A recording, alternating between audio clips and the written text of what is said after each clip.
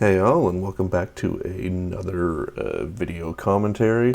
This time I'm unboxing the reissue, the Federation Runabout.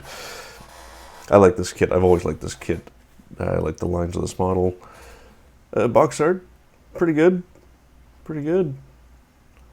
And inside we've got multiple pieces. We got the two hull halves. Sorry if this is a little jarring. I did these two elements separate from each other, but I wanted to show some more detail and make the video a little less boring. So future ones will be a bit more, be a bit better. Anyway, so yeah, so here's some close-up detail of the upper hull, and it's good molding. It's really, really good molding. Everything's crisp. The clear parts, the clear parts are great. I can warn you, building the cells is a pain, especially if you're adding lighting. And but the plastic is quite optically clear if you do put an aftermarket interior in, a dome base. The engine to cell halves, very, very good. Same thing. Like, this overall has really, really good casting.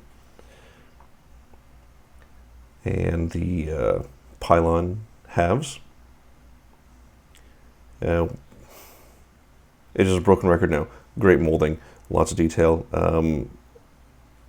Great for lighting, actually. The supplemental parts, the impulse intakes and exhaust, and the phaser weapon sails, whatever you want to call them. And the supplementals for the AWACS module, if you decide to put it on. I usually don't, just because of it's not particularly needed if you're not trying to discern two runabouts from another. And here's a good roll past of all the parts laid out. It's a very clean kit. And the new decals are better than the old ones.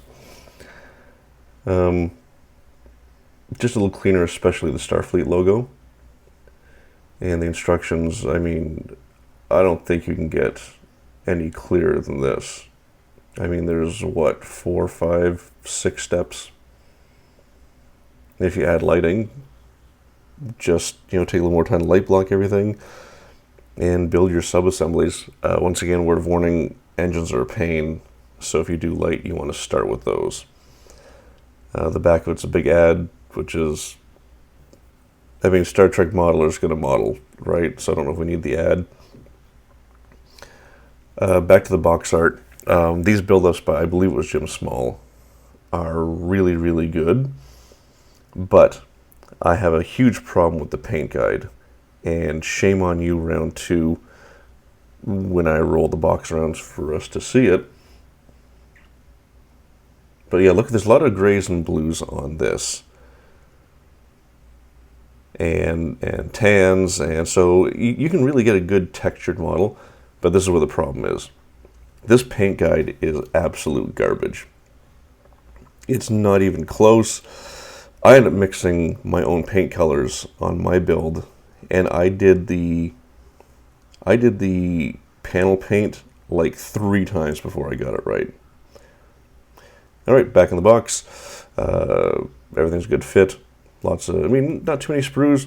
It's a good quick build, and you can make it look great lit or unlit. This may or may not be the next build series. It depends if the Franklin goes smoother. Now here is a look at the finished model, or almost finished. I got some detailing to do. But the editing of the build is still coming together. But I want to take this moment to say thanks everyone for watching, and I hope you like what you're seeing. Please share.